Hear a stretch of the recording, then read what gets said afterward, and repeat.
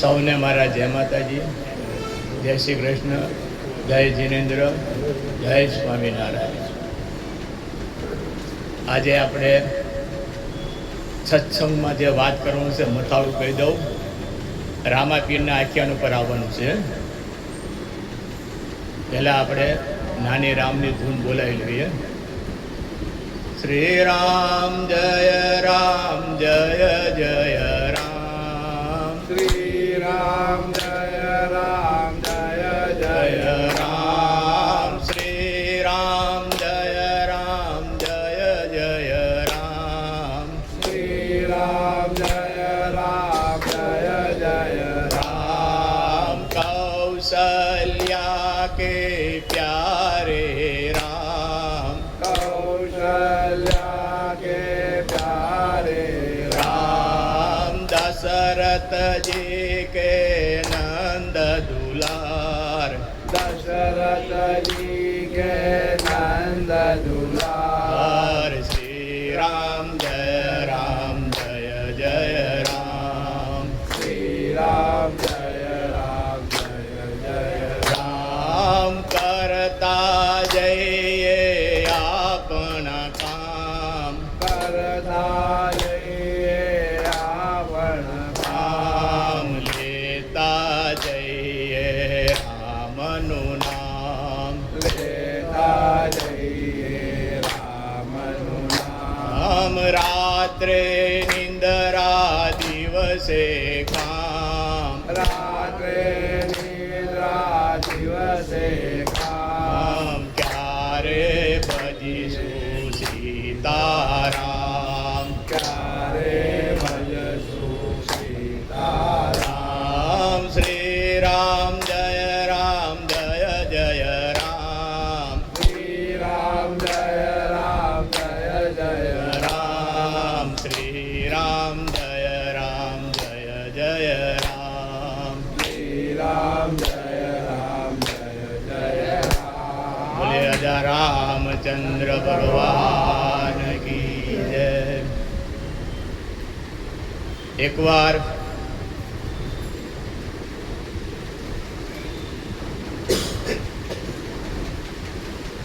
રામાપીર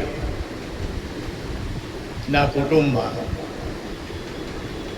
પિતા અજમલરાય, માતા બિનલદેવ, વીરા વિરમદેવ અને ત્રણ બેન લાસા, લક્ષ્મી અને સગુણા. જો કે આ બધાને ખબર છે, પણ પુત્ર નહોતો. એટલે અજમલ રાજાને વિચાર આવ્યો કે નગરની ચર્ચા કરવા જાય. રાત્રે સાથે પ્રધાનને લીધા. રસ્તામાં ચાલતા ચાલતા આગળ જતા સામેથી ખેડૂત ભાઈઓ સામે મળ્યા. ગાડું બળદિયા હતા, હાથીહળ નાખેલા હતા, વામણીઓ હતો અને બિયારણ હતું. વરસાદ સારો થયેલો એટલે ખેતી વાડીએ વાવેતર કરવા જતા હતા અને મોજમાં હતા. હે વાવણા કરવા હાલા ખેડૂત ભાઈ, વાવણા કરવા હાલા રે, વાવણા કરવા હાલ્યા ખેડૂત ભાઈ, વાવણા કરવા હાલા રે. સામા મળ્યા છે અજમલ રાજા, સુકન માઠે રાધાય રે. સામા મળ્યા છે અજમલ રાજા, સુકન માથે રાધાય રે. પાસા વળીને ઘેર હાલ્યા ખેડૂત ભાઈ, પાસા વળીને ઘેર હાલ્યા રે. પાછા વળીને ઘેર હાલ્યા ખેડૂત ભાઈ, પાછા વળીને ઘેર હાલ્યા રે. ખેડૂત ભાઈઓ વાવણા કરવા જતા, મોજમાં હતા, આવી રીતે ગાતા જતા. સામેથી અજમલ રાજાને પ્રધાનને આપતા જોયા એટલે બધાય ખેડૂતે ગાડા પાછા વાળ્યા. અજમલ રાજાએ પ્રધાનજીને હુકમ કર્યો, પ્રધાનજી આ ખેડૂત ભાઈઓ આપણને જોઈને કેમ પાછા હોઈ ગયા, એને બોલાવો અને કારણ પૂછો. પ્રધાનજીએ ખેડૂતને બોલાવ્યા કે અમને જોઈને તમે પાછા કેમ વળી ગયા? રાજાનો હુકમ છે, સાચું બોલશો તો તમને ઇનામ આપશું, અને જો ખોટું બોલશો તો સજા કરીને જેલમાં નાખશું. ત્રણ ખેડૂત ભાઈઓ અંદર અંદર વાતો કરવા માંડ્યા કે આપણે સાચું જ કહી દઈએ, જે થવાનું એ થાય, સાચું કહીશું તો કદાચ આપણને ઇનામ આપશે, નહીં તો આમેય મરવાના છે ને આમેય મરવાના છે. રાજા વાજા ને વાંદરા રીજે એમ થાય. એટલે ખેડૂત ભાઈ પહેલા તો ખોટું બોલ્યા કે ભાઈ અમે હાથી હળ, વાવણીઓ, બિયારણ આ ભૂલી ગયા છીએ, એટલે ઘરે પાછાઓને લેવા જ આવી છે. પ્રધાનજી કે તમારા ગાડામાં બધી વસ્તુ પડી છે, તમે ખોટું બોલો છો. સાચું કહ્યું તો તમને કાંઈ નહીં, બધા ગુના માફ કર્યો, તમે સાચું બોલો, ખોટું નહીં લાગે. ના, આપણા અજમલ રાજા વાંજ્યા છે અને એના સુકન થાય તો અનેક વિઘન આવે, અમારી મહેનત જાય, બિયારણ ખોટું થાય અને વરસ ફેલ થાય. એટલે અમે પાછા વળીને ઘરે જતા હતા. રાજાએ હુકમ કર્યો, પ્રધાનજી એને સવારે રાજ દરબારમાં બોલાવીને ઇનામ આપી દીધું. ખેડૂતો રાજી થઈ અને પાછા વળી ઘેર જતા ગયા. આગળ અજમલ રાજા અને પ્રધાનજી પાછા આગળ ચાલતા ચાલતા આગળ ગયા. એમાં બે રાયકા મળ્યા. રાયકા એટલે રબારી, ભરવાડ. અને એ સામેથી હાલ્યા આવતા, એની મોજમાં હતા. આણા તેડવા હાલ્યા રાયકા ભાઈ, આણા તેડવા હાલ્યા રે, સામા મળ્યા છે અજમલ રાજા, સુકન માથે રાધાય રે, પાછા વળીને ઘેર હાલ્યા રાયકા ભાઈ, પાછા વળીને ઘેર હાલ્યા રે. અજમલ રાજાએ પ્રધાનજીને હુકમ કર્યો કે આ રાયકા ભાઈ રબારી આપણને જોઈને કેમ પાછા વળી ગયા, એને બોલાવો. પ્રધાનજીએ બોલા રાયકા ભાઈ તો બે જણા હતા કે અમને જોઈને તમે પાછા કેમ વળી ગયા? સાચું બોલશો તો તમને ઇનામ આપશે, જો ખોટું બોલશો સજા કરીને તમને જેલમાં નાખવામાં આવશે. તો રાયકા ભાઈ વિચાર કરતા થઈ ગયા, તો એ પર તો ખોટું બોલ્યા.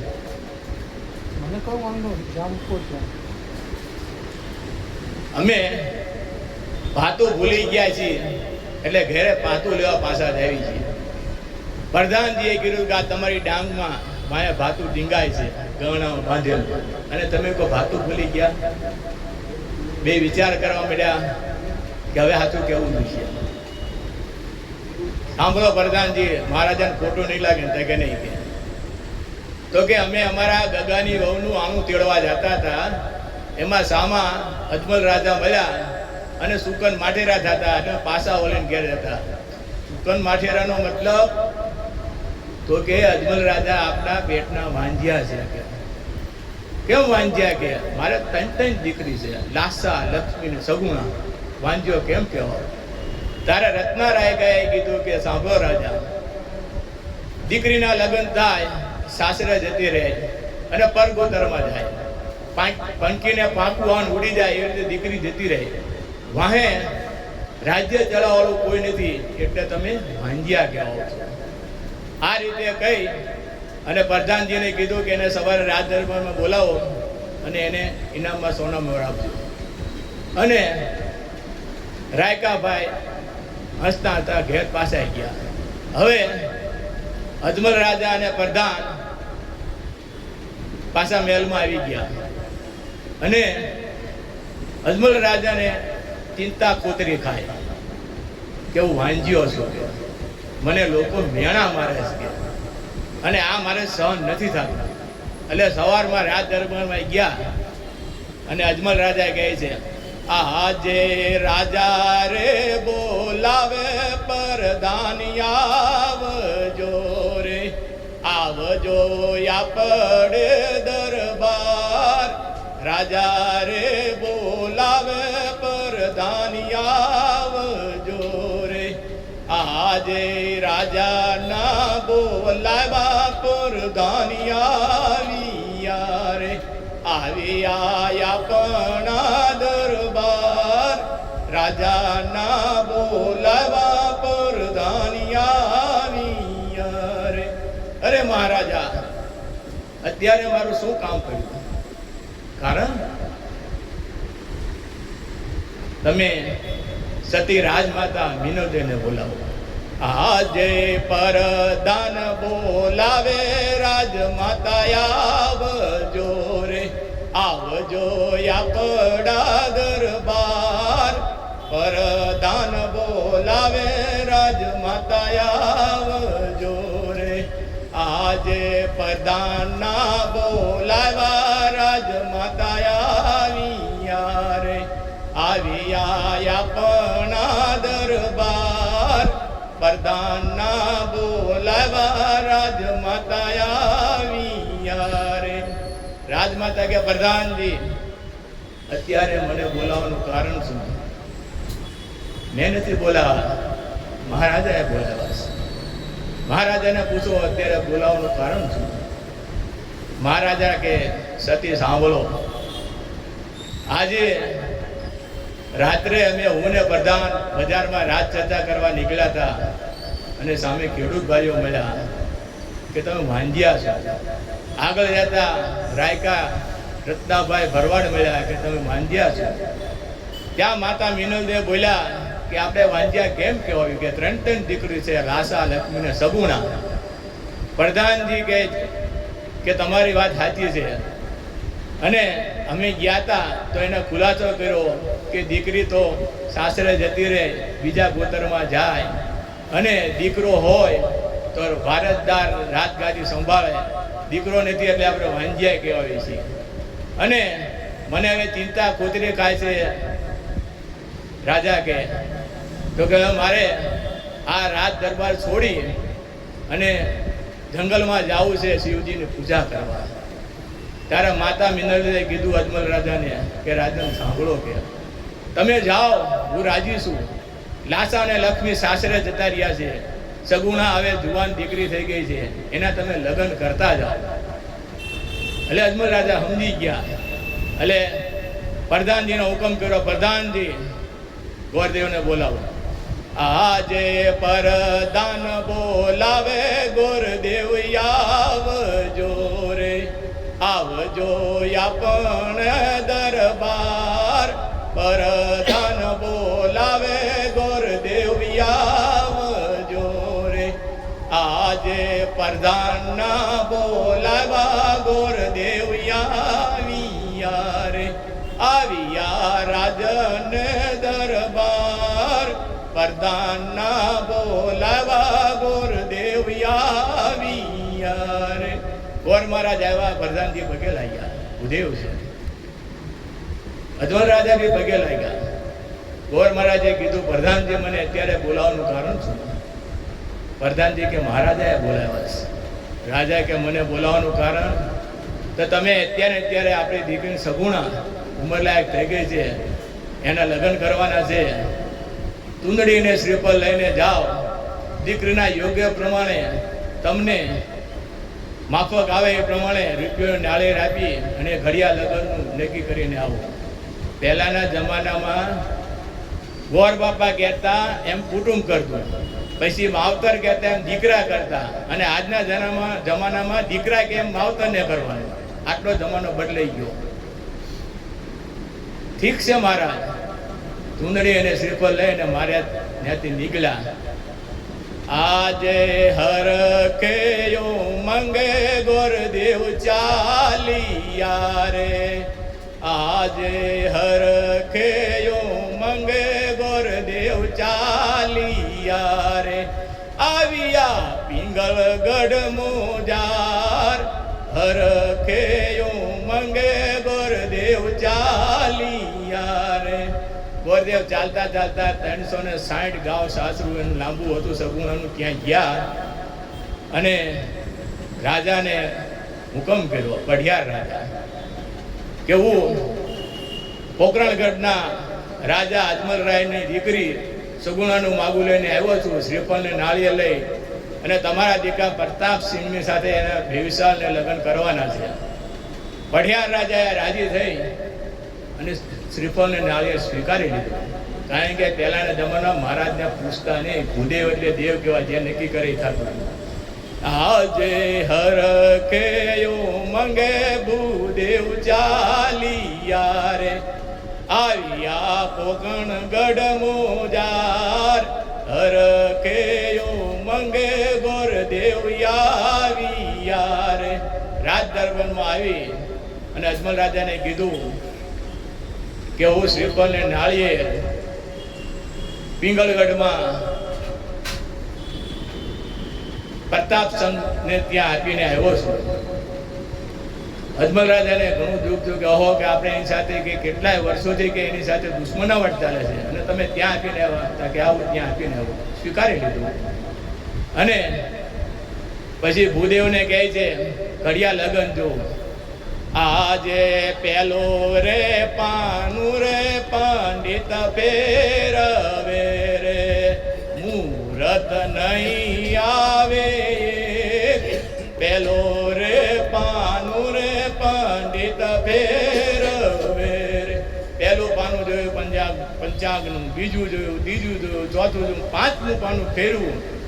આજે પાંચમા પાને રે મુહૂર્ત આવ્યું રે, આવ્યું મહા મહિનો સાતમ ને સોમવાર. પાંચમે પાને રે મુહૂર્ત આવ્યું રે. અજમલ રાજાને કીધું કે મહા મહિનો સાતમ ને સોમવાર આવી ગયો છે, હરખે આપણે લગ્ન કરવાના છે. સંદેશો મોકલાઈ દીધો પઢિયાર રાજાને કે તમે જાડેરી જાન જોડીને આવજો. પઢિયાર રાજા સહકુટુંબ સાથે જાડેરી જાન જોડીને આવ્યા. પોકરણગઢમાં સગુણા અને પ્રતાપચંદના લગ્ન થયા અને એને સાસરે વળાવ્યા. સાસરે વળાવતા દીકરી રોવે. આજે દીકરી કહે ને પિતા સાંભળો રે, કરું મારા દિલડાની વાત. દીકરી કહે ને પિતા સાંભળો રે, આજે તણસે ને સાંઠે ગૌ મારું સાસરો રે.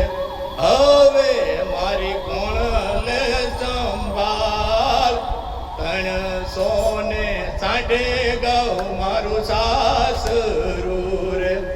દીકરીએ પિતાને ખંભે માથું નાખીને આ રીતે કીધું. એટલે પિતાએ પછી દીકરીને કીધું, આજે પિતા રે કહે ને દીકરી સાંભળો રે, રામો ધણી લેશે તારી સંભાળ. સુખેથી સીધાઓ સગુણા સાસરે રે.